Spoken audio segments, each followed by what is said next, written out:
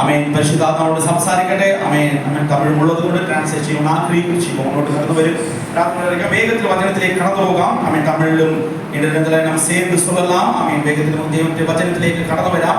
നമുക്ക് എല്ലാവർക്കും ആമേൻ ആമേൻ പരിശുദ്ധാത്മാവിന്റെ കരങ്ങളിലേക്ക് ഏൽപ്പിച്ച് ആമേൻ സ്വതന്ത്രരായിരിക്കാം. സ്വതന്ത്രരായിരിക്കുമ്പോൾ 2 കൊരിന്ത്യർ പുസ്തകം 5-ാം അധ്യായം 14-ാം വാക്യം വായിച്ചാൽ the book of 2 Corinthians 2 കൊരിന്ത്യരുടെ പുസ്തകം 5-ാം അധ്യായം 14-ാം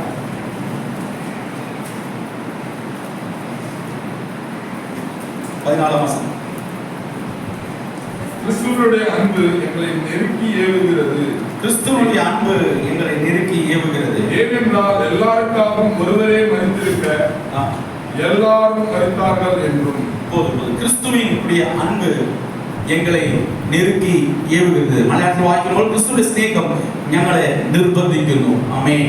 ക്രിസ്തുവിന്റെ സ്നേഹം ഞങ്ങളെ നിർബന്ധിക്കുന്നു. കരങ്ങൾ ഉയർത്തി ദൈവത്തെ സ്തുതിച്ചാട്ടെ. ഈ വചനത്തിന് വേണ്ടി സ്തോത്രം ചെയ്താൽ എല്ലാവരും വേണ്ടി പ്രാർത്ഥിക്കാൻ വേണ്ടി ഏൽപ്പിച്ച് സ്തോത്രം ചെയ്യുക. കർത്താവേ, യേശുവിന്റെ നാമത്തിൽ ഒരുമിച്ച് പ്രാർത്ഥിക്കുന്നു. വചനത്തിന്റെ ആഴം നിങ്ങളോട് സംസാരിക്കട്ടെ. കർത്താവിന്റെ നാമം മഹത്വപ്പെടട്ടെ. ഞങ്ങളുടെ സ്നേഹമല്ലപ്പ, ക്രിസ്തു ഞങ്ങൾ മേൽ കാണിച്ച സ്നേഹത്തിന് സ്തോത്രം ചെയ്യുന്നു. കർത്താവ് ഞങ്ങൾക്ക് വേണ്ടി ദൈവം ചെയ്ത എല്ലാ ഉപഹാരങ്ങൾക്കായി സ്തോത്രം ചെയ്യുന്നു. ആ സ്നേഹത്തിന്റെ ഉറവിടത്തിനായി സ്തോത്രം ചെയ്യുന്നു. കർത്താവെ, ആ സ്നേഹത്തിൽ ഞങ്ങൾ എല്ലാവരും മനസ്സോടെ സംസാരിക്കുവാനാണ്. എല്ലാവരുടെ ഹൃദയത്തിൽ മേലാണ്ടവരെ നിങ്ങൾ പേസ വേണ്ടുമേ ഞങ്ങൾ ഒത്തുകൊടുത്ത് ജപിக்கிறோம். பரிசுத்தாவியான பேசுங்க. மனுஷனுடைய சத்தம் அல்லப்பா, என்னுடைய சத்தம் அல்லாண்டவரே உம்முடைய சத்தமாக புறப்படட்டும். எல்லோருடைய இதயங்களும் திறக்கப்படட்டும். യേശുവിൻ നാമത്തിൽ ജപിക്കുന്ന പിതാവേ, ആമേൻ. കർത്താവ് അനുഗ്രഹിക്കട്ടെ. ആമേൻ. ഞാൻ മലയാളത്തിൽ പറയണോ അല്ലെങ്കിൽ തമിഴ് പറയണോ? ഞാൻ തമിഴ് പറയണം, അവർ മലയാളത്തിൽ പറയും. ആമേൻ. ആമേൻ. ദൈവം സഹായിക്കട്ടെ. ഈ കാലങ്ങളിൽ ആമേൻ അതും മാറട്ടെ. ആമേൻ. എല്ലാവരും എല്ലാ ഭാഷകളും പഠിക്കട്ടെ. ഈ കാലം ഹിന്ദി വർഷിപ്പ് സഭയിൽ നടക്കാൻ പോകുന്നു.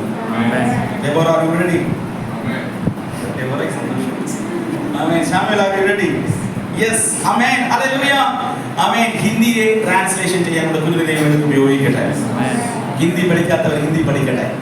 എല്ലാ ലാംഗ്വേജും കൊണ്ട് കർത്താവ് നിറയ്ക്കാൻ പോകുന്നു. ആമേൻ. കർത്താവിനെ സഹായിക്കട്ടെ. ஆமென். நம்ம தமிழ்ல நான் உங்களுக்காக ஆமென் சொல்ல போகிறேன். இந்த இடத்துல கடந்து வந்திருக்கிற எல்லா பிரியமான மீண்டுமாக அன்பின் வாழ்த்து தெரிவித்துக் மட்டும் பாராட்டுல கடந்து வந்திருக்கிற ஆமென் கனிமொழி சிஸ்டர்களும் கடந்து வந்திருக்கிற எல்லாருக்கும் கர்த்தர் இயேசு கிறிஸ்து நாமத்தில் என்னுடைய அன்பின் வாழ்த்து தெரிவித்து இன்று வாசித்த வசனம் 2 கொரிந்தியருடைய புத்தகம் 5-ாம் அதிகாரம் 14-ாம் வசனம். கடந்த எல்லாருக்கும் கர்த்தர் இயேசு கிறிஸ்து நாமத்தில் സ്നേഹിതരെയും നമ്മൾ വായിച്ച വാക്യം 2 കൊരിന്ത്യർ 5-ാം അധ്യായം 14-ാം വാക്യം. ஆமென். கிறிஸ்துவினுடைய அன்பு எங்களை நெருக்கி ஏவுகிறது. கிறிஸ்துவிന്റെ സ്നേഹം ഞങ്ങളെ നിർബന്ധിക്കുന്നു. ஆமென். ஏன் இந்த கிறிஸ்துவினுடைய அன்பு எங்களை நெருக்கி ஏவுகிறது சொல்வதற்கு காரணம், ஆமென், கிறிஸ்துவினுடைய அன்பினாலே அதிகமாக ஆமென் അനുഭവപ്പെട്ടவர் தான் இந்த அப்போஸ்தலனாகிய பவுல். എന്തുകൊണ്ട് ക്രിസ്തുവിന്റെ സ്നേഹം നിർബന്ധിക്കുന്നു എന്ന് വെച്ചാൽ ആ ക്രിസ്തുവിന്റെ സ്നേഹത്തിൽ അധികമായിട്ട് ഇഴുകിച്ചേർന്ന വ്യക്തിയാണ് ഈ അപ്പോസ്തലനായ പൗലോസ്. ஒரு கடந்த நாட்களில் பார்க்கும் பொழுது அப்போஸ்தலனாகிய பவுல் ஆண்டவராகிய இயேசு கிறிஸ்துவை எதிர்த்து நின்ற ஒரு மகனாக இருந்தார். പൗലോസിന്റെ ആദ്യ കാലങ്ങളിൽ നമ്മൾ നോക്കുമ്പോൾ പൗലോസ് യേശു ക്രിസ്തുവിനെ വിരോധമായി എതിർത്ത് നിന്ന ഒരു വ്യക്തിയായിരുന്നു. പക്ഷേ യേശു ക്രിസ്തു எப்பொழுது சத்திய தேவன் என்பதை அவர் உணர்ந்து கொண்டாரோ அன்று முதல் அந்த அன்பில் அவர் ஏவப்படுகிற ஒரு அனுபவத்திலே கடந்து போனார். യേശു ക്രിസ്തുവിന്റെ സ്നേഹത്തെ എപ്പോൾ പൗലോസ് മനസ്സിലാക്കിയോ അന്ന് മുതൽ ആ സ്നേഹത്തിൽ ഇഴുകിച്ചേർന്ന വ്യക്തിയായിരുന്നു അപ്പോസ്തലനായ പൗലോസ്. ஆமென். நேரம் முன்பாக அதிகமாக இல்லாதனால சுருக்கமாக சில காரியங்களை மட்டும் சொல்லி உட்கார விருப்பப்படுகிறேன். ഈ വിഷയത്തിൽ ചുരുക്കമായി കുറച്ച് കാര്യങ്ങൾ പറഞ്ഞ് ഇരിക്കുവാൻ ആഗ്രഹിക്കുന്നു. എല്ലാവർക്കും സന്തോഷമായിച്ചാ? ഇപ്പൊ എല്ലാവർക്കും സന്തോഷമായോ? ആമേൻ. എല്ലാവർക്കും സന്തോഷമുണ്ടോ ഇപ്പോൾ? ஐயோ, ஒருவர் மாத்திரமே ஆமென் പറഞ്ഞുള്ളൂ. ஆமென். ஒருவர் மட்டும்தான் ஆமென் சொல்லி இருக்கிறார். ஆமென். ஹalleluya. ஆமென். ஸ்தோத்திரம். கர்த்தாவே சகாயிக்கட்ടെ. இப்படிப்பட்ட ஒரு அன்பில் நிறைந்த பவுல் தன்னுடைய எல்லா ஊழியங்களிலும் அன்பை அவர் மற்றவர்களுக்கு கொடுக்க ஆரம்பித்தார்.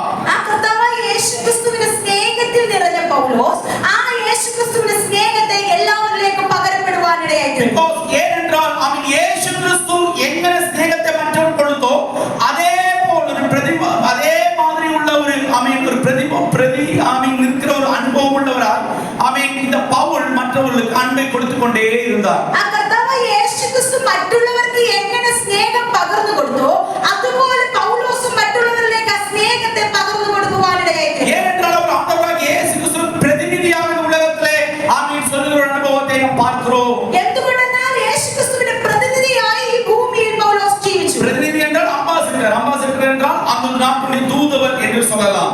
പ്രതിനിധി അംബാസഡർ അതായത് സ്ഥാനാപതിയായി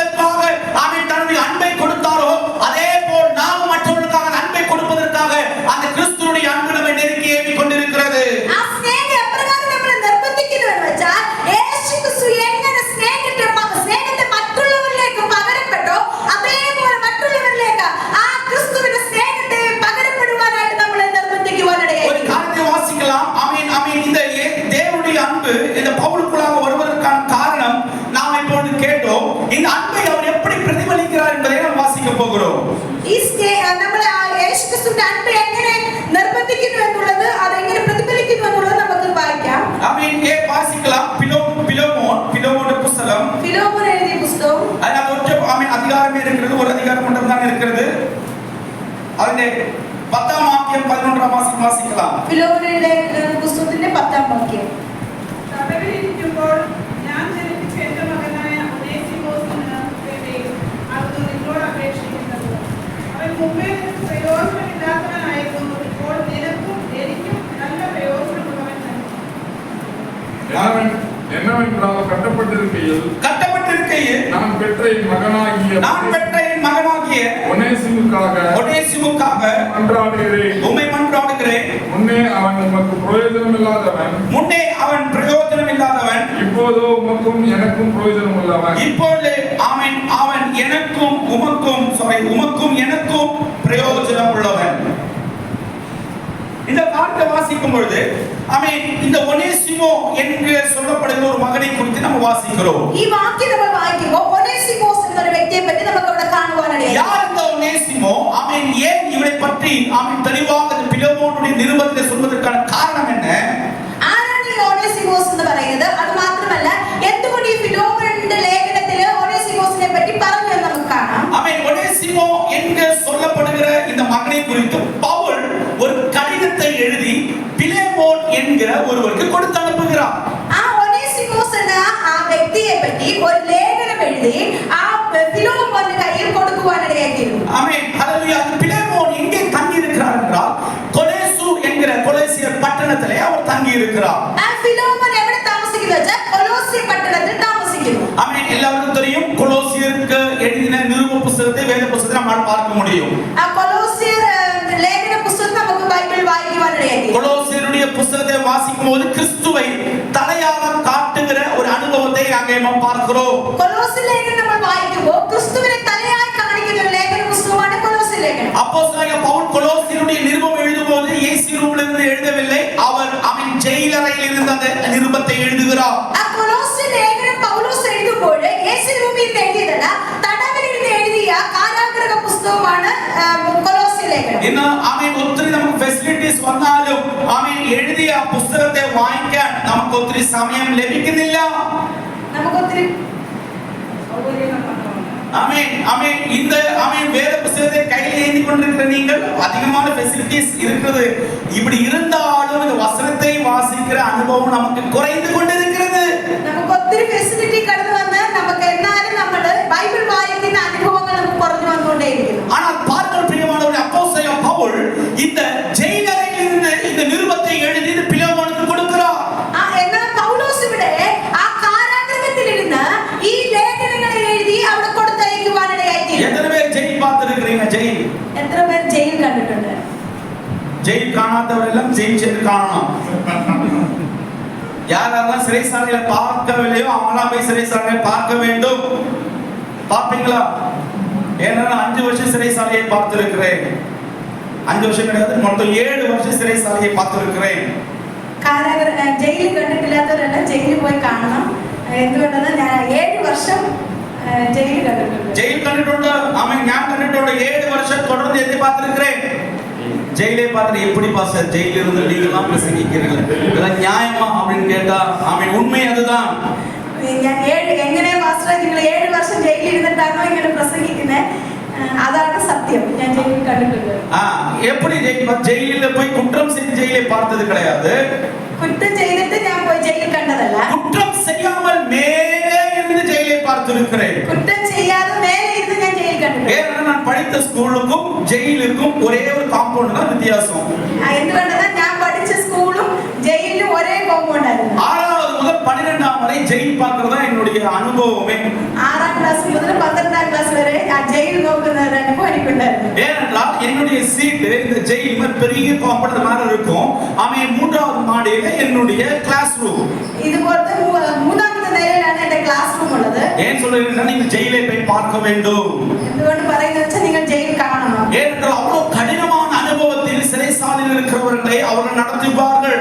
ആ ജയിലിൽ ഇരിക്കുന്നവർ അത്ര കഠിനമായ കാര്യങ്ങളിലൂടെ അവർ നടത്തപ്പെടുവാനിടയായി. അപ്പോൾ நான் மேலே பார்க்கும்போது அவர்களுக்கு அங்கே சுதந்திரம் ஒன்றும் கிடையாது. ഞാൻ മേലെ നിന്ന് നോക്കുമ്പോൾ ആ ജയിലിൽ ഇരിക്കുന്നവർക്ക് ഒരു സ്വാതന്ത്ര്യവുമില്ല. கரெக்டாയിട്ട് லைன்ல நின்று சாப்பாடு வாங்கறனா சமாடி அடிப்பார்கள். കറക്റ്റ് ലൈനിൽ നിന്ന് ഫുഡ് വാങ്ങിച്ചില്ലെങ്കിൽ അവരെ അടിക്കുവാനിടയായി. ஃபுட் சில்வர் பாத்திரத்துல கிடைக்காது, அலுமினியம் பாத்திரத்துல பாத்திரத்துல ஃபுட் கொடுப்பார்கள். சில்வர் பாத்திரத்துல ஃபுட் கொடுக்கிறதுல அலுமினியம் பாத்திரத்துல ஃபுட் கொடுக்கிறது. அத லைன்ல நின்று வாங்கணும். அவங்களுக்கு அவருக்கான Dress இருக்கிறது, ஒயிட் அண்ட் ஒயிட் போட்டுட்டு சாப்பிட்ட பிறகு அங்க இருக்கிற ஃபுல் வேலையை செய்ய விடுவார்கள்.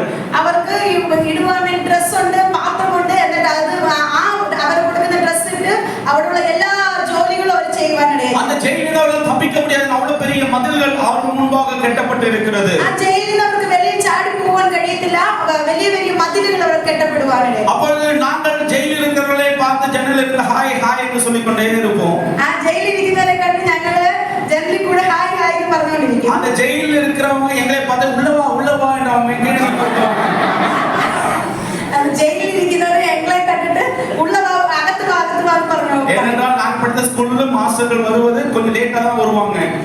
ഞാൻ പഠിച്ച സ്കൂളിൽ അവിടുത്തെ ടീച്ചേഴ്സ് കുറച്ച് ലേറ്റ് ആയിട്ടാണ് വരുന്നത്. அந்த நேரத்துல என்ன பண்றது, வேற வழி கிடையாது. எவ்வளவு நேரம் ஃப்ரெண்ட்ஸ் கிட்டே பேசிக்கொண்டே இருப்போம். அந்த டைம்ல எல்லாம் 11:30 மணி ஆனா அவங்க சாப்பாடுக்கு வந்துரும், ஒரே ரஷ்ஷா இருக்கும். நல்லா அவங்க கிட்ட பேசிக்கொண்டே இருப்போம். ഞങ്ങൾ ടീച്ചർ വരെ ലേറ്റ് ആവും. പിന്നെ എത്ര നേരം ഞങ്ങൾ ഫ്രണ്ട്സിനോട് സംസാരിക്കും. അതുകൊണ്ട് ആ ലൈനിൽ അവർ അവിടെ ചെയ്യുന്ന കാര്യങ്ങൾ നോക്കിക്കൊണ്ടേ ഇരിക്കും. அப்போது அவர்கள் கூப்பிட்டு நாங்க சொல்லுவோம், நான் வரமாட்டேன்னு சொல்லுவோம். അവർ വിളിക്കുമ്പോൾ ഞങ്ങൾ പറയും വരത്തില്ല പറയും. ஏன்னா போனால் வெளியே வர முடியாது. എന്തുകൊണ്ടെന്നാൽ പോയാൽ വെളിയിൽ വരുവാൻ കഴിയും. ஏனென்றால் அந்த தண்டனை காலம் முடிந்தால் மட்டும்தான் அந்த சிறைசாலையில் நான் வெளியே வர முடியும். നമ്മൾ ആ ശിക്ഷയ്ക്ക് അകത്ത് നമ്മൾ അകപ്പെട്ടാൽ മാത്രമാണ് നമുക്ക് അതിനകത്ത് പോകാൻ കഴിയും. ஆமென். அப்படிப்பட்ட அனுபவத்தில் இருக்கும் பொழுது அப்போஸ்தலனாகிய பவுலும் அப்படிப்பட்ட சிறைசாலையின் அனுபவத்தில் அந்த சிக்ஷை முடிகிற அனுபவம் வரையிலும் சிறைசாலையிலே தங்குகிற ஒரு அனுபவத்தை பெற்றுக் கொண்டிருந்தார். அதேபோல பவுலோசும் ഈ കാരാഗൃഹത്തിൽ അടയ്ക്കപ്പെടുവാൻ ഇടയായിത്തീർന്നു. அப்படி இருக்கும் பொழுது அவன் இரண்டு காரியங்களை அந்த சிறைசாலையில் எழுதுகிற ஒன்று கொலோசியருக்காக, அதாவது அந்த பட்டணத்துக்காக ஒரு நிருபத்தை எழுதுகிறார். அதற்கு பிறகு பிலேமோனுக்காக ஒரு கடிதத்தை எழுதுகிறார். കൊലോസ്യർക്കായി ഒരു ലേഖനം എഴുതുന്നു. അതുപോലെ തന്നെ ആ ഫിലോമോന് വേണ്ടി ഒരു എഴുത്ത് എഴുതുവാൻ ഇടയായിത്തീർന്നു. Because பிலோமோன் இருக்கிற இடம் எதுவென்றால் அந்த கொலோசிய பட்டணத்தில் அவர் இருக்கிறார். കാരണം ഈ കൊലോസ്യ പട്ടണത്തിൽ തന്നെയാണ് ഫിലോമോന്റെ വീടുള്ളത്. இன்று எல்லாரும் கவனமாக அந்த வசனத்தை நன்றாக கவனித்துக் கொண்டிருக்க வேண்டும். ஏனென்றால் கர்த்தர் நமக்காக காட்டின பெரிதான அன்பு என்ன என்பதை இன்று அனுபவித்து நீங்கள் கடந்து போகிறீர்கள். എല്ലാവരും വളരെ ശ്രദ്ധയോടിരിക്കണം. കാരണം യേശുക്രിസ്തു നമുക്ക് വേണ്ടി കാണിച്ച ആ സ്നേഹത്തെ നമുക്ക് അനുഭവിച്ചിട്ട് அந்த அன்பு உங்களை நெருக்கி இந்த காலங்களிலே ஏவ போகிறது பிரியமானவர்களே.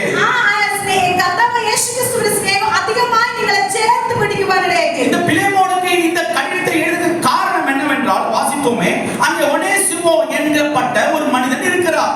എന്തുകൊണ്ട് എഴുത്ത് എഴുതുവാൻ കാരണമായി എന്ന് പറഞ്ഞാൽ ഈ ഒനേസിമോസിന് വേണ്ടിയാണ് ഈ എഴുത്ത് എഴുതുവാൻ ഇടയായത്. யார் ஒனேசிமோ? ஒனேசிமோ பிலேமோன் என்கிறவனுடைய அடிமையாக வேலை செய்து கொண்டிருந்தவன். ഈ ഒനേസിമോസ് ആരെന്ന് വെച്ചാൽ ആ ഒനേസിമോസ് ഈ ഫിലോമോന്റെ വീട്ടിൽ ഒരു അടിമയായിരുന്നു. அப்ப பிலேமோனுடைய வீட்டில் சபை இருந்தது. എന്നാ ഫിലോമോന്റെ വീട്ടിലാണ് സഭയും ഇരിക്കുന്നത്. சபை இருக்கிற இடத்துல அடிமைகளும் இருக்கிறார்கள். ആ സഭ ഇരിക്കുന്നിടത്ത് അടിമയും ഉണ്ടായിരുന്നു. அப்ப சபையில் அடிமைகள் இருக்க கூடாது, சுதந்திரவாளிகள் தான் இருக்க வேண்டும். സഭയിൽ ഇരിക്കുന്ന അടിമകളായിരിക്കുന്നത് സ്വതന്ത്രരായിരിക്കണം സഭയിൽ ഇരിക്കേണ്ടത്. அதனால் இங்க இருக்கிறவர்கள் கெட்டப்பட்ட அனுபவத்தில் இருக்கிறார்கள், நீங்கள் சுதந்திரமாக இருக்க வேண்டும். ഇവിടെ ഇരിക്കുന്നവരെ അതുകൊണ്ട് കെട്ടപ്പെട്ട അനുഭവങ്ങളിൽ ഇരിക്കരുത്, നമ്മൾ സ്വാതന്ത്ര്യത്തോടു കൂടി ഇരിക്കുവാൻ ഇടയായിരിക്കണം. அப்ப பிலேமோனுடைய வீட்டில் ஏதோ ஒரு அடிமைகள் இருக்கிற வீடாக இருந்தது. ആ ഫിലോമോന്റെ വീട്ടിൽ അടിമകൾ ഉണ്ടായിരുന്നു. ஆனால் நீங்கள் சபையில் மற்றவர்களை அடிமைகளாக பார்க்க கூடாது. എന്നാൽ നമ്മൾ സഭയിൽ മറ്റുള്ളവരെ അടിമകളായി കാണരുത്. ഞാൻ സീനിയർ அப்படின்னு சொல்லிட்டு நீ அடிமை என்று சொல்லக்கூடாது. നമ്മൾ ഞങ്ങൾ വലിയ സീനിയർ ആണെന്ന് പറഞ്ഞിട്ട് മറ്റുള്ളവരെ നമ്മൾ അടിമകളായി കാണുവാൻ ഇടയായിരിക്കണം. புதிதாக வந்தவர்கள் இயேசு கிறிஸ்துவின் பிள்ளைகளாக இருக்கிறார்கள். പുതുതായിട്ട് വന്നാൽ അവർ യേശുക്രിസ്തുവിന്റെ മക്കളായിരിക്കുന്നു. 10 வருஷத்துக்கு முன்னாடி வந்தவர்கள் கர்த்தருடைய பிள்ளைகளாக இருக்கிறார்கள். 10 വർഷമായവർ യേശുക്രിസ്തുവിന്റെ മക്കളായിരിക്കുന്നു. கிறிஸ்துவுக்குள் நாம் எல்லாம் ஒன்றாக இருக்கிறோம் பிரியமானவர்களே. യേശുക്രിസ്തുവിനുള്ളിൽ നമ്മൾ എല്ലാവരും ഒന്നായിരിക്കുന്നു. இந்த பிலேமோனுடைய வீட்டிலே சபை இருக்கிறது, ஆனால் சபையோடு சேர்ந்து அடிமைகளும் இருக்கிறார்கள். ഫിലോമോന്റെ വീട്ടിൽ സഭയിരിക്കുന്ന സഭയെ ആ ഫിലോമോന്റെ വീട്ടിൽ തന്നെ അടിമകളും ഉണ്ടായിരുന്നു. அந்த அடிமையில் ஒருவன் தான் ஒனேசிமோ என்று சொல்லப்படுகிற ஒரு மனிதன். ആ അടിമകളിൽ ഒരാളായിരുന്നു ഈ ഒനേസിമോസ് എന്ന് പറയുന്ന ആൾ. ஏதோ ஒரு காலகட்டங்களிலே அவனுடைய உள்ளத்திலே ஒரு தவறு கடந்து வந்து ஒரு திருடோ ஏதோ ஒரு பிரச்சனை தன்னுடைய எஜமானுக்கு முன்பாக செய்து விட்டான். ഈ ഒനേസിമോസ് തന്റെ യജമാനന് ഏതോ ഒരു വിരോധമായ ഒരു കുറ്റം ചെയ്തു. ഏതോ ഒരു என்னுடைய சிந்தனையில சொல்லுகிறேன், ஏதோ ஒரு பணம் ரிலேட்டடான காரியங்களை திருடி விட்டான். ഏതോ കള്ളത്തരം അവിടെ കാണിക്കുവാൻ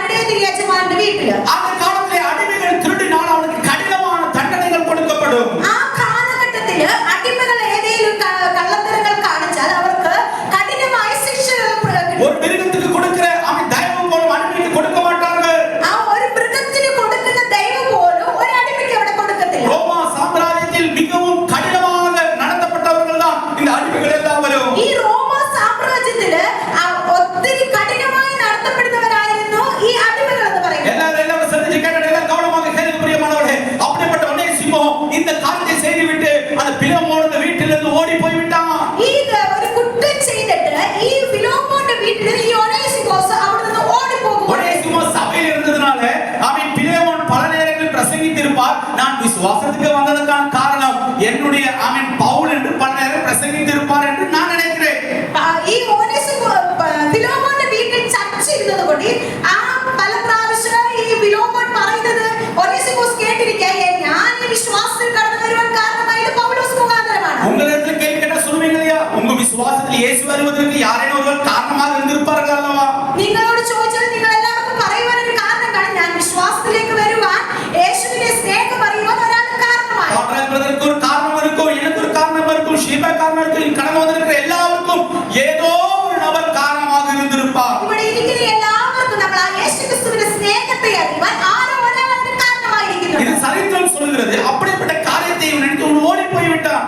ഈ വീട്ടിനകത്ത് ഒരു കള്ളത്തരം കാണിച്ചിട്ട് ഈ ഒനേസിമോസ് ഈ വീട് വിട്ട് ഓടിപ്പോകുവാൻ ஓடி போய் ரோமா பட்டணத்தில் அவன் கடந்து போனான். ഇവിടെ നിന്ന് ഓടി റോമ പട്ടണത്തിൽ കടന്നു പോകുവാൻ அங்கே பவுல் இருக்கிற இடத்தை தேடி தேடி அலைந்து பவுலை கண்டுபிடித்தார். പൗലോസ് ഇരിക്കുന്ന ഇടം കണ്ടുപിടിച്ച് പൗലോസിന്റെ അടുക്കൽ ഈ ഒനേസിമോസ് കടന്നു വരുവാൻ ஒனேசிமோ எங்க இருக்கிறார்? ரோமா பட்டணத்தில் பவுலை சந்தித்து இருக்கிறார். ഒനേസിമോസ് എവിടെയാണ് ഇപ്പോൾ ഇരിക്കുന്നത്? കൊലോസിയിൽ നിന്ന് റോമ പട്ടണത്തിൽ വന്ന് ഇപ്പോ പൗലോസ് ഇരിക്കുന്ന ആ റോമിൽ വന്നു ചേരുവാൻ ഇടയായി. அப்படி இருக்கும்போது அவன் பவுல்னாலே பலவிதமாய் கிறிஸ்துவினுடைய அன்பின் நிமித்தமாக பவுல் இந்த ஒனேசிமோக்கு இயேசு கிறிஸ்துவை காட்டிக் கொடுக்கிறார். ഈ പൗലോസിന്റെ അകത്തിരിക്കുന്ന യേശുക്രിസ്തുവിന്റെ സ്നേഹം മൂലം ഈ യേശുക്രിസ്തുവിന്റെ സ്നേഹത്തെ യേശുക്രിസ്തുവിനെ പറ്റിയുള്ള സത്യത്തെ ഈ ഒനേസിമോസിന് പറഞ്ഞു കൊടുക്കുവാൻ ഇടയായി. அடிமையாயிருந்த ஒனேசிமோ இப்ப இயேசு கிறிஸ்துவை சொந்த ரட்சகராக ஏற்றுக்கொண்டார். ഈ അടിമയായിരുന്ന ഒനേസിമോസ് അങ്ങനെ യേശുക്രിസ്തുവിന്റെ സത്യത്തെ അറിയുവാൻ ഇടയായി. ஆமென். சபையில் ஆமென் முன்பாக பிலேமோனுக்கு முன்பாக அடிமையாய் கிடந்த ஒனேசிமோ இப்ப இயேசு கிறிஸ்துவை அறிந்து கொண்டிருக்கிற ஒரு மகனாய் மாறிவிட்டார். ആ ഫിലോമോന്റെ വീട്ടിൽ അടിമയായിരുന്ന ഒനേസിമോസ് ഇപ്പോൾ പൗലോസിന്റെ അടുക്കൽ വന്ന് യേശുക്രിസ്തുവിനെ ദൈവത്തിന്റെ ഒരു മകനായി മാറുവാൻ. அந்த காலத்தில் நியாயப்பிரமாண பிரகாரமாக ஒருவன் பிரமாணத்தினாலே மற்றவருக்கு சொல்லிக் கொடுத்து அவன் அங்கீகரித்துக் கொண்டால் அந்த சொல்லிக் கொடுக்கிறவருக்கு அவன் மகனாக மாறிவிடுவான். ആ കാലഘട്ടങ്ങളില് ഒരു ന്യായപ്രമാണത്തെ ഒരാളും ഒരു വ്യക്തിക്ക് പറഞ്ഞു കൊടുത്ത് ആ വ്യക്തി കർത്താവിലേക്ക് നടത്തപ്പെട്ടാൽ ആ വ്യക്തിയുടെ ആദ്യ പിതാവാൻ ആര് പറഞ്ഞു കൊടുത്ത് നടത്തപ്പെടുന്നു ആ വ്യക്തിയായി തീരുവാൻ. அதாவது ரபியினுடைய பிரமாணத்தை பார்க்கலாம். ആ റബിയുടെ പ്രമാണത്തെ ഇവിടെ കാണുവാൻ. ரபி என்றால் அர்த்தம் சொல்லுங்களேன். ரபிக்கு அர்த்தம் சொல்லுங்க. டீச்சர், போதகரே, இல்லைங்க குருவே என்று சொல்லுகிற ஒரு அர்த்தமாக இருக்கிறது. റബി എന്ന് വെച്ചാൽ ടീച്ചർ. அதாவது டீச்சருக்கு கீழ்ப்படிந்து டீச்சர் சொல்லுகிற காரியத்தை முழுவதும் ஏற்றுக்கொண்டால் அவன் யாராக மாறிவிடுகிறான்? அவனுடைய பிள்ளையாக மாறிவிடுகிறான்.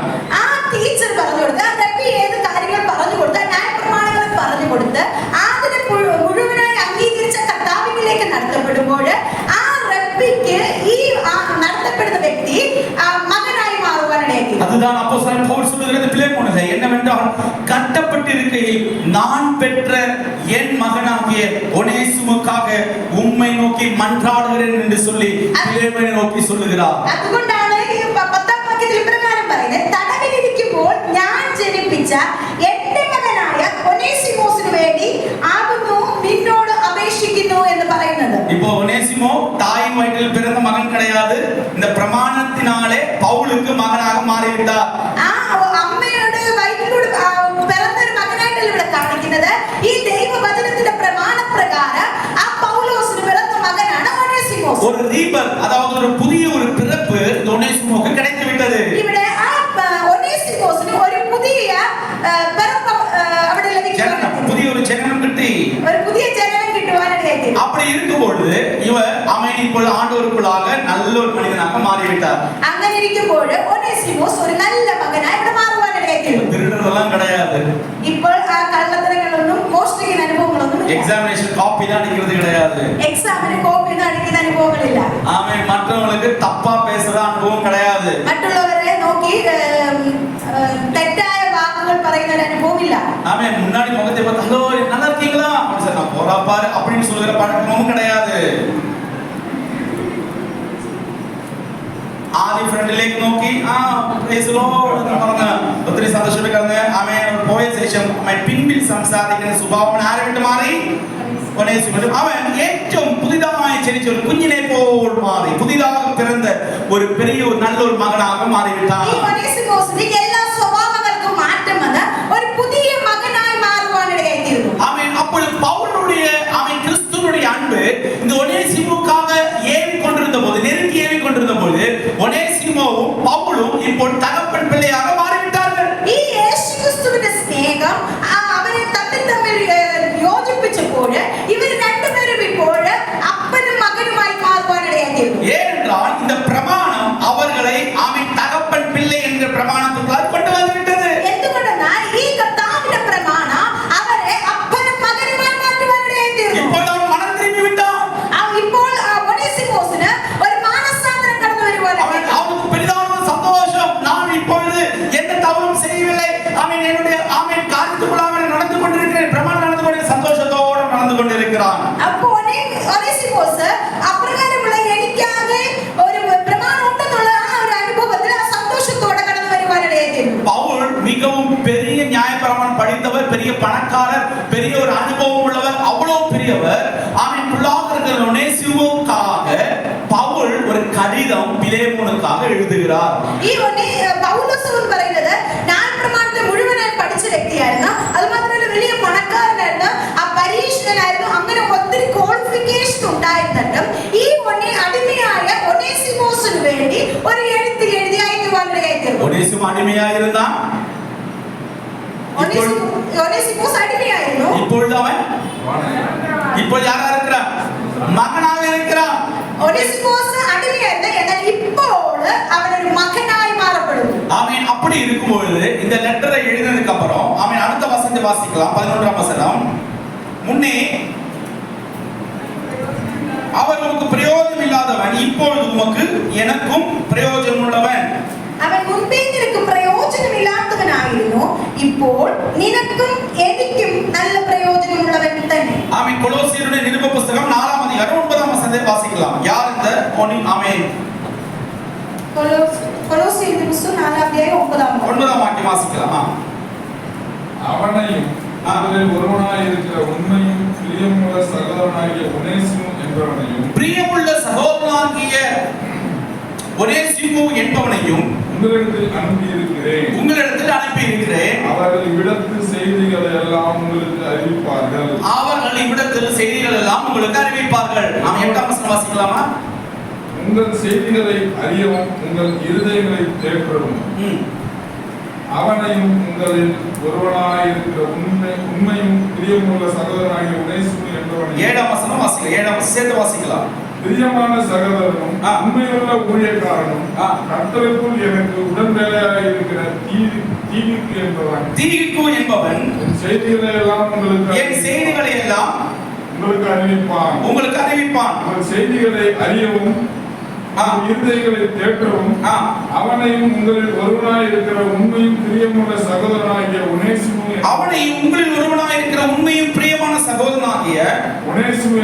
ஒனேசிமு என்பவனையும் உங்களிடத்தில் அனுப்பி இருக்கிறேன். அவர்கள் இவ்விடத்தில் செய்திகளை உங்களுக்கு அறிவிப்பார்கள். மலையாள சீக்கிரம் வாசிக்கலாம், முடிக்க போகிறோம். എന്റെ അവസ്ഥയൊക്കെയും കർത്താവിൽ പ്രിയ സഹോദരനും വിശ്വസ്ത ശുശ്രൂഷകനും സഹവൃത്തിനുമായ തിക്കിക്കോസ് നിങ്ങളോട് അറിയിക്കും. നിങ്ങൾ ഞങ്ങളുടെ അവസ്ഥ അറിവാനും അവൻ നിങ്ങളുടെ ഹൃദയങ്ങളെ ആശ്വസിപ്പിക്കാനുമായി ഞാൻ അവനെ നിങ്ങളിൽ ഒരുത്തനായ ഒനേസിമോസ് എന്ന വിശ്വസ്തനും പ്രിയനുമായ സഹോദരനോട് കൂടെ നിങ്ങളുടെ അടുക്കൽ അയച്ചിരിക്കുന്നു. பாருங்க, இந்த கொலோசியர் பட்டணத்துக்காக கொலோசியருடைய நிருபம் எழுதப்பட்டு விட்டது. ഈ കൊലോസിയർ ലേഖന പുസ്തകം കൊലോസിയയിൽ ഇരിക്കുന്ന ആ പട്ടണത്തിൽ ആ സഭയ്ക്ക് വേണ്ടി എഴുതപ്പെട്ടിരിക്കുന്നു. അവൻ പിലേമോനുക്കാக ഒരു ലെറ്ററും എഴുതപ്പെട്ടു വിട്ടது. ഫിലോമോന് വേണ്ടി ഒരു ലെറ്റർ എഴുതുവാനിടയായി. ரெண்டு காரியங்களை பிடித்துக்கொண்டு ரெண்டு பேர் அந்த சிறைசாலையில் இருந்து கொலோசிய பட்டணத்துக்கு கடந்து போகிறார்கள். இருக்கிறார்கள். ഈ രണ്ട് കാര്യങ്ങൾ ഈ കൊലോസ്യർക്ക് എഴുതിയ ലേഖന പുസ്തകവും ഫിലോമോൻ എഴുതിയ ആ ലെറ്ററുമായിട്ട് ഇപ്പോൾ രണ്ടുപേര് ആ കാരാഗ്രഹത്തിൽ നിന്ന് കടന്നു വരുവാണ്. எல்லாம் கவனமாக கேளுங்க. ஆமென். ஒன்று கொலோசிய பட்டணத்துக்கு எழுதப்பட்ட நிருபம், இரண்டு பிலேமோனுக்கு கொடுக்கப்படுகிற கடிதம். எடுத்துக்கொண்டு யார் போறாங்க? ரெண்டு பேர் போறாங்க. ஒருவருடைய பெயர் சொல்லுங்களேன். தீகு. இனி ஒரு பேர் என்னது? ஒனேசிமோ. திருப்பி எங்க போகிறார்? ஆமென். கொலோசிய பட்டணத்துக்கு பிலேமோனுடைய வீட்டுக்கு கடந்து போகிறார்.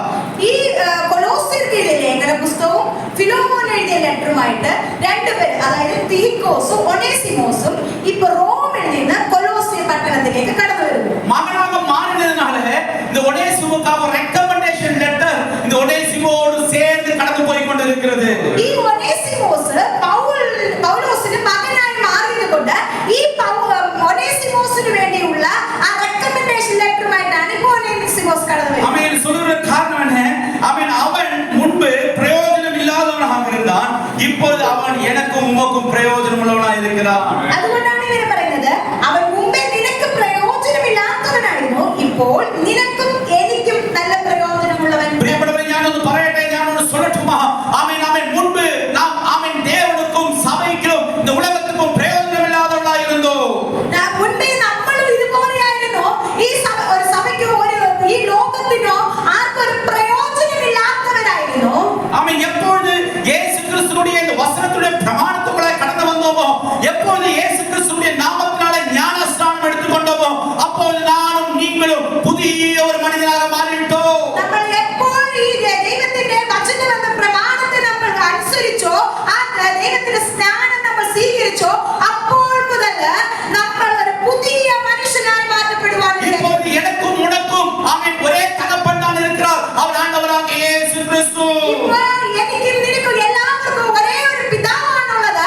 അത് നമ്മുടെ കർത്താവായ യേശു ക്രിസ്തുവാണ്. ഈ பிலேமோன் ஆமென் இந்த கடிதத்தை வாசிக்கிறவன் புரிந்து கொள்ள முடியும். ஏனென்றால் பிலேமோனும் ஆமென் இந்த ஒனேசிமோவும் இப்போது ஒன்றான சகோதரர்களாக மாறிவிட்டார்கள். காரணம் என்னவென்றால் அந்த ரெண்டு பேருக்கும் தகப்பன் ஒருவர் தான். அவன் தான் ஆமென் பவுல் என்கிற ஒரு அனுபவத்தை பார்க்கிறோம். ഈ ലെറ്റർ വായിക്കുമ്പോൾ ഫിലോമോൻ ഒരു കാര്യം മനസ്സിലാക്കാം. ഇപ്പൊ രണ്ടുപേർക്ക് അപ്പൻ ഒന്നായിരിക്കും. എന്തുകൊണ്ടെന്നാൽ രണ്ടുപേരെ ഈ കർത്താവിലേക്ക് നയിച്ചത് ഈ പൗലോസാണ്. അതുകൊണ്ട് രണ്ടുപേർക്കും അപ്പൻ പൗലോസായി മാറി. ஏனென்றால் அவன் பிலேமோனையும் ஆமென் இந்த பவுல் தான் கிறிஸ்துவுக்குள்ளாக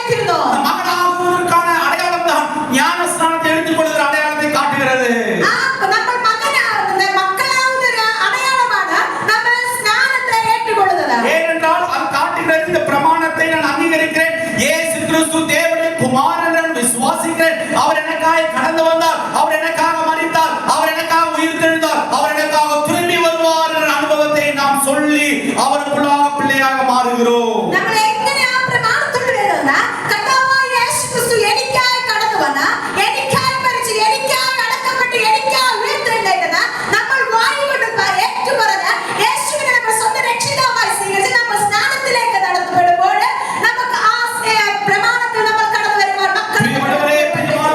நாம் எல்லாரும் ஒரு சபையாய் கடந்து வந்திருக்கும் பொழுது நமக்கு தகப்பன் வேற வேற கிடையாது. நமக்கு எல்லாருக்கும் தகப்பன் ஒருவர் தான், அவர் ஆண்டவராகிய இயேசு கிறிஸ்து. നമ്മൾ ദൈവസന്നിധി കടന്നു വരുമ്പോൾ ഇവിടെ ഇരിക്കുന്ന എല്ലാവർക്കും പല പല അപ്പന്മാരല്ല, നമുക്ക് എല്ലാവർക്കും ഒരേ ആത്മീയ അപ്പനാണുള്ളത്, കർത്താവായ യേശു ക്രിസ്തുവാണത്. அந்த பிலேமோனுக்கு புரிய வைக்கும்படியாக தான் இந்த பவுல் இவ்வாறாக ஒரு கடிதத்தை எழுதி அவன் கையில கொடுக்கிறார். ഫിലോമോന് മനസ്സിലാക്കാൻ വേണ്ടിയാണ് ഇപ്രകാരം ഒരു ലെറ്റർ എഴുതി ഫിലോമോന് കൊടുക്കുവാൻ ഇടയായിട്ടുണ്ട്. പ്രിയപ്പെട്ടവരെ, ഒന്ന് ചിന്തിച്ചു നോക്കിയാൽ ഒന്ന് ചിന്തിத்து பாருங்கள். அவன் பழைய காலங்களிலே அவன் உனக்கு விரோதித்தவர்களை நீ மன்னித்திருக்கிறாயோ? നിങ്ങളൊന്ന് ചിന്തിച്ചു നോക്കൂ, പഴയ കാലങ്ങളിൽ നമുക്ക് എതിരുകളായിരുന്ന വ്യക്തികളോട് നിങ്ങൾക്ക് ക്ഷമിക്കുവാൻ കഴിയുന്നുണ്ടോ? இல்லை என்றால் சபைகளில் பலரையும் நாம் அடிமைகளாக நடத்தி கொண்டிருக்கிறோமோ? അതോ പിന്നെ നമ്മൾ അവരെ അടിമകളായി കണ്ടുകൊണ്ടിരിക്കുന്നു? மற்றவரை அடிமைகளாய் நடத்துவதற்கான உரிமையை ஆண்டவர் நமக்கு கொடுக்கவில்லை. മറ്റുള്ളവരെ അടിമകളായി നടത്തുന്ന ഒരു അധികാരത്തെയും നമുക്ക് കൊടുത്തിട്ടില്ല. ஒருவன் கிறிஸ்துவுக்குள்ளாய் வந்தால் அவன் புதிய சிருஷ்டியாய் மாறிவிடுகிறான். ഒരാൾ ക്രിസ്തുവിനകത്ത് കടന്നുവന്നാൽ നമ്മൾ ഒരു പുതിയ സൃഷ്ടിയായി മാറുന്നു. பழையவெல்லாம் ஒழிந்து போயின, இப்போ எல்லாம் புதிதாக மாற்றப்பட்டிருக்கிறது. പഴയതെല്ലാം കഴിഞ്ഞു പോയി, ഇപ്പോൾ എല്ലാം പുതുതായി തീർന്നിരിക്കുന്നു. நீ நான் கிறிஸ்துவுக்குள்ளாக புதிதாக மாற்றப்பட்டவர்களாய் இருக்கிறோம். ഇപ്പോൾ നമ്മളെല്ലാവരും ക്രിസ്തുവിലൂടെ പുതിയതായി മാറിയിരിക്കുന്നു. பவுல் புதிதாக மாறிவிட்டார். പൗൽ പുതിയതായി മാറി. அதனால் அது கிறிஸ்துவுடைய அன்பு அவருக்குள்ளாக நெருக்கி ஏறிக் கொண்டிருக்கிறது. இது கிறிஸ்துவுக்குள்ளாக பலரையும் கொண்டு வருவதற்காக. ഈ പൗലോസ് പുതിയ ഒരാളായി മാറിയതുകൊണ്ടാണ് ക്രിസ്തുവിന്റെ സ്നേഹം അധികമായി നിർബന്ധിച്ച് അനേകരെ ക്രിസ്തുവിന്റെ സ്നേഹത്തിലേക്ക് കൊണ്ടുവരുവാൻ കഴിയുന്നത്. പ്രിയപ്പെട്ടവരെ, கிறிஸ்து நமக்கு வேண்டி பட்சபாதம் சொர்க்கத்தில் செய்தது போல் ஆண்டவராகிய இயேசு கிறிஸ்து உனக்காகவும் எனக்காகவும் பரிந்து பேசுகிறது போல பவுல் ஒனேசிமுக்காக பிலோமினிடத்தில் பரிந்து பேசுகிற கடிதத்தை கொடுத்து விடுகிறார். കർത്താവായ യേശു ക്രിസ്തു നമുക്ക് ഓരോരുത്തർക്കും വേണ്ടി പിതാവിന്റെ അടുക്കൽ പക്ഷപാതം ചെയ്യുന്നതുകൊണ്ട് അതേപോലെ ഒരു അനുഭവമാണ് പൗലോസ് ഒനേസിമോസിന് വേണ്ടി ഫിലോമോനോട് അപേക്ഷിക്കുവാനിടയായിത്തീർന്നത്. எத்தனை பேர் பரவான் கழிந்தோடு பிரியப்பட்ட எத்தனை பேர் சொல்ல முடியும், உனக்காக ஒருவர் பரிந்து பேசவில்லை என்றாலும் உன்னுடைய விஷயங்களுக்காக பரிந்து பேசுகிற ஒருவர் உனக்காக பரலோகத்தில் இருக்கிறார். ഇന്നത്തെ എത്ര പേർക്ക് പറയാൻ കഴിയും, എനിക്ക് വേണ്ടി ആരും പറയുവാനില്ലെങ്കിലോ ആരും പക്ഷപാതം ചെയ്യുവാനില്ലെങ്കിലോ എനിക്ക് സ്വർഗ്ഗത്തിൽ എനിക്ക് നല്ലൊരു അപ്പൻ എനിക്ക് വേണ്ടി പക്ഷപാതം ചെയ്യുവാനുണ്ടെന്ന്. ஆமென். உன்னுடைய சரீரத்தின் வேதனைகள், உன்னுடைய மனதின் வேதனைகள் புரிந்து கொள்வதற்கு யாருமே இல்லை என்று சொல்லி இங்க கடந்து வந்திருக்கிற தேவனுடைய பிள்ளைகளிடத்தில் சொல்லட்டுமா? அவன் உனக்காக பரிந்து பேசி உனக்கான காரியத்தை ஆயத்தப்படுத்துகிற தேவனாக இயேசு கிறிஸ்து பிதாவுடைய பட்சபாதத்தில் இருந்து உனக்காக பரிந்து பேசிக் கொண்டிருக்கிறார். ഇവിടെ കടന്നു വന്നിരിക്കുന്ന ആർക്കെങ്കിലും നമ്മുടെ ശരീരത്തിന്റെ വേദനകൾ, നമ്മുടെ മനസ്സിന്റെ വേദനകൾ നമുക്ക് വേണ്ടി പറയുവാൻ ആരെങ്കിലും നിങ്ങൾക്ക് തോന്നിയാൽ നിങ്ങൾക്ക് വേണ്ടി പിതാവിന്റെ അടുക്കൽ നമുക്ക് വേണ്ടി പക്ഷപാതം ചെയ്യുന്ന ഒരു കർത്താവായ യേശു ക്രിസ്തുവുണ്ട്. ஆமென். இப்படி பார்க்கும்போது பவுல் ஆமென் அந்த கடிதத்தோடு ஒரு வார்த்தை சொல்லுகிறார். ஆமென். அந்த பிலேமோனுடைய நிருப புத்தகத்திலே 18ஆம் வசனம் வாசிக்கும் பொழுது ஆமென் வராக வாசிக்கிறோம். 18ஆம் வசனம் வராக வாசிக்கிறோம். அவன் உமக்கும் யாதொரு அநியாயம் செய்ததும் உம்மிடத்தில் கடன்பட்டதும் உண்டானால் அதை என் கணக்கிலே வைத்துக் கொள்வோம் என்று சொல்லுகிறார். അതുകൊണ്ടാണ് ഇവിടെ 18ആം വാക്യം പ്രകാരം പറയുന്നത്, അവൻ നിന്നോട് വല്ലതും അന്യായം ചെയ്തിട്ടോ കടപ്പെട്ടിട്ടോ ഉണ്ടെങ്കിൽ അത് എന്റെ പേരിൽ കണക്കിട്ട് കൊടുക്കാം. பிரியமானவர்களே, பவுல் சொல்றது பாருங்க, அவன் ஒனேசிமுடைய சகல கடனையும் இப்பொழுது நான் உனக்காய் கொடுக்கிறேன் என்று பிலேமோனுக்கு சொல்லுகிறார். ഇവിടെ പൗലോസ് പറയാണ്, ഈ ഒനേസിമോസ് വരുത്തി വെച്ച എല്ലാ കടങ്ങളെയും ഞാൻ തന്നു തീർത്തുകൊള്ളാം എന്ന് പറയുന്നു. நீங்க சொல்ல முடியுமா? இதே மாதிரிதான் பிதாவுடைய வலது பாகத்தில் இருக்கிற கிறிஸ்துவும் நம்முடைய சகல கடன்களையும் போக்குவதற்காக, பாவத்துடைய கடன்களை போக்கி நமக்காக பரிந்து பேசி சொல்லுகிறார். அவனுக்காகவும் சேர்த்துதான் நான் மரித்தேன் பிதாவே, அவனை ஒன்றும் செய்து விடாதீர்கள் என்று சொல்லி இயேசு கிறிஸ்து பிதாவின் வலது பாகம் நமக்காக பரிந்து பேசிக் கொண்டிருக்கிறார். ഇതുപോലെയാണ് കർത്താവായ യേശു ക്രിസ്തു നമ്മുടെ ജീവിതത്തിലുണ്ടായിരുന്ന പാപത്തിന്റെ കടങ്ങളെയൊക്കെ ആ ക്രൂശിൽ നിർവഹിച്ച ഇപ്പോൾ പിതാവിന്റെ അടുക്കൽ സംസാരിച്ചത് നമ്മുടെ കടങ്ങളെല്ലാം പോക്കി തീർക്കുവാനായി. பாவத்தினால் அடிமைகளாய் இருந்தபோது தண்டனைக்குரியவர்களாய் இருந்த நம்மை ஆமென் இயேசு கிறிஸ்துவினால் விடுதலை பெற்ற நானும் நீங்களும் இப்பொழுது பிதாவின் பக்கத்தில் இருந்து இயேசு கிறிஸ்து எனக்காக உனக்காகவும் பரிந்து பேசிக் கொண்டிருக்கிறார். ഈ പാപത്താൽ കടപ്പെട്ടവരായിരുന്ന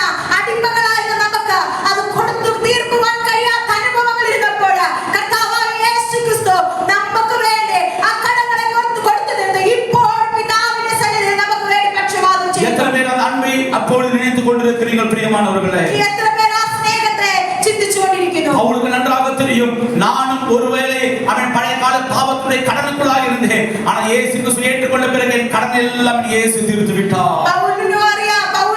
പൗലോസ് ഒരു സമയത്ത് ആ പാപത്തിന്റെ കടത്തിൽപ്പെട്ടവനായിരുന്നു. എന്നാൽ കർത്താവായ യേശു ക്രിസ്തുവിന്റെ സ്നേഹം തന്നിൽ എപ്പോൾ കടന്നു വന്നോ അപ്പോൾ ആ പൗലോസിന്റെ ആ പാപത്തിന്റെ കടങ്ങൾ തീർന്നു പോകുവാനിടയായി.